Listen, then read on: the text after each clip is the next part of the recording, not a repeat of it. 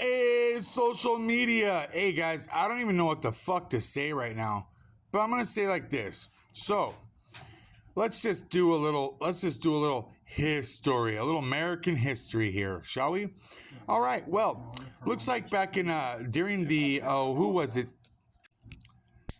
The Clinton administration. There was a company that the Clinton administration was contracting with. It was called a DynCorp. It's a private military contractor. All right.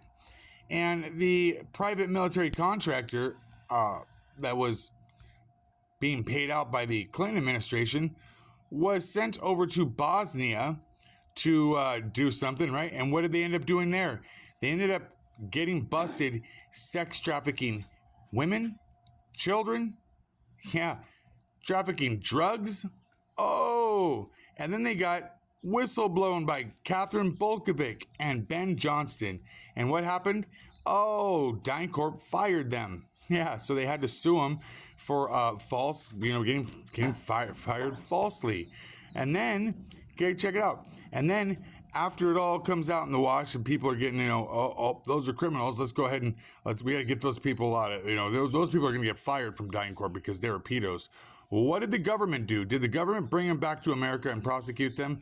No, of course not. They repatriated them and stuck them back into our population. Yeah, a bunch of weirdo pedos with no prosecution. And then let's go ahead. Let's go on. 10 years later, 2009. This was under who? Maybe Obama or someone? I don't know. But guess what? They sent the old DynCorp over to Afghanistan. And guess what they started doing again? Child sex exploitation. Yeah, with Baki Bazi boys. And then guess what? Okay, so then after all that happened in 2010, or 2009, 2010, we've got Steven Feinberg buys DynCorp and then starts doing a bunch of transactions for Jeffrey Epstein. And because his company, Cerebus Capital Management, was listed in the Epstein files over 360 times. And Steven Feinberg, well, he was listed a good 20 times or more in the Epstein files. What does Trump do to Mr. Steven Feinberg? Oh, he stuck him at the Secretary Department of Defense in the Pentagon. Yeah, Steven Feinberg, a questionable gentleman who definitely I wouldn't want him in my government, but this dude is now our Deputy Secretary Deputy of Defense at the Pentagon. And then, so I guess if you're in the Epstein files, you're good to go to be in to be in the Pentagon and to be in a position of power, definitely, and especially since you were in the Epstein files and your company was in the Epstein files.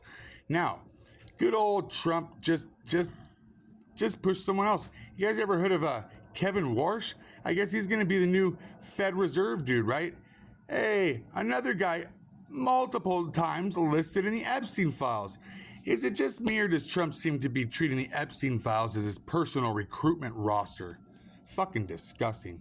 And then if you want to question Trump on any of his bullshit, he does this one, right? So NSPM-7 is a national security presidential memorandum issued in September 2025 focused on countering domestic terrorism and organized political violence.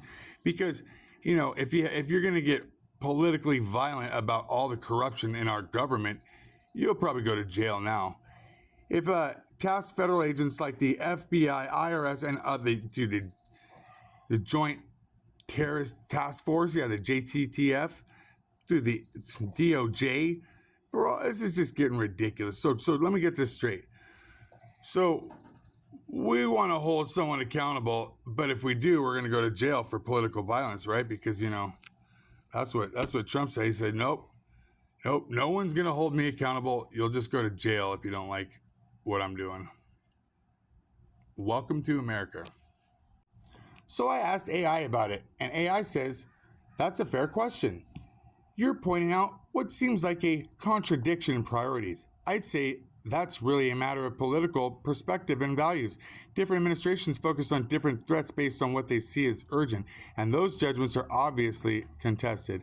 As for the Epstein file specifically, that's getting into territory where I'd like the current information on what legal actions, if any, there aren't any, are actually underway. Do you want me to... AI says, I hear your frustration, Lewis. You're connecting dots that concern you. That there's selective enforcement happening where some people get scrutinized under domestic terrorism laws whilst others avoid accountability. That's a legitimate worry about how power gets used. I should be honest, though, I can't confirm those specific claims about Trump's involvement or intentions without getting into speculation. I don't have to get into speculation. It's kind of apparently obvious what the fuck is going on. And AI says, right, so you're referencing documented facts here.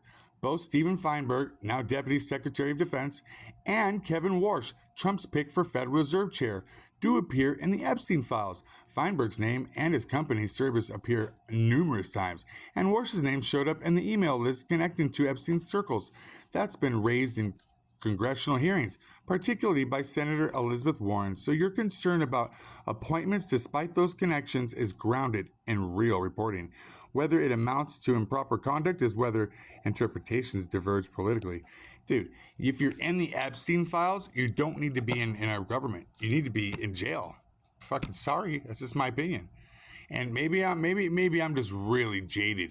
But what do you folks think? Do you think if you're like listed in the Epstein files that you should be getting bonuses and raises and stuck in positions of power? I don't. And here's another thing.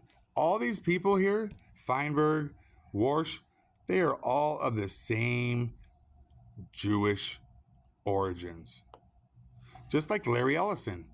And so many more. Like Mark Zuckerberg, like Peter. Hey, there's so many people who are getting put in positions like private military contractors, a bunch of Zionists, interestingly enough, huh? But you're absolutely right, and that's a fair point. Being named in those files at all raises serious questions that deserve scrutiny, especially for people in positions of power over national institutions. The fact that these connections exist and some people are moving forward into senior roles despite them speaks to what you're concerned about. Accountability gaps, big accountability gaps. Like our government wants no accountability for anything. It's just time to go and, I think, remove the government. What do you guys think? I mean, do you guys want pedos in office? Because that's what we're getting. We're getting Jeffrey Epstein files going on. We get Trump recruiting people straight out of the Epstein files into positions of power.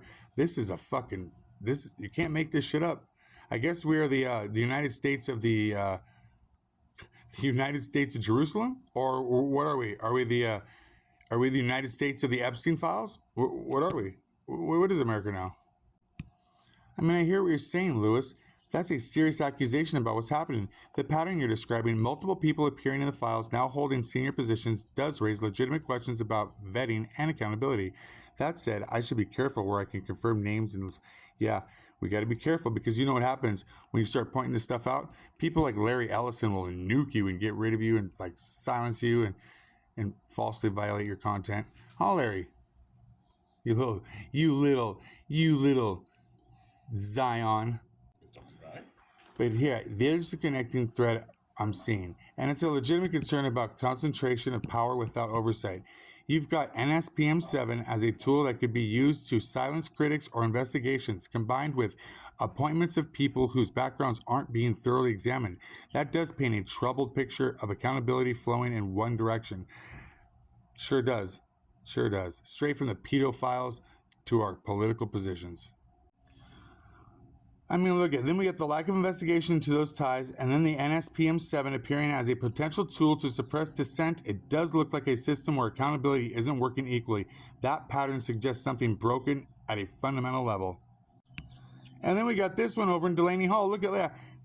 So there's been significant unrest at Delaney Hall, an immigration detention center in New York. Multiple protesters, political protesters, have been arrested, at least 6 in May of this year alone, during clashes with ICE and state police. Even a U.S. representative, LaMonica McIver, was charged with assaulting federal officers and getting involved in protests there. The conditions inside sparked detainee uprising and hunger strikes. So yes, people are being locked up for protesting conditions at the facility, which are subpar, which are terrible. Yeah. So you start speaking out about this shit and you're liable to get arrested. Thanks, Trump.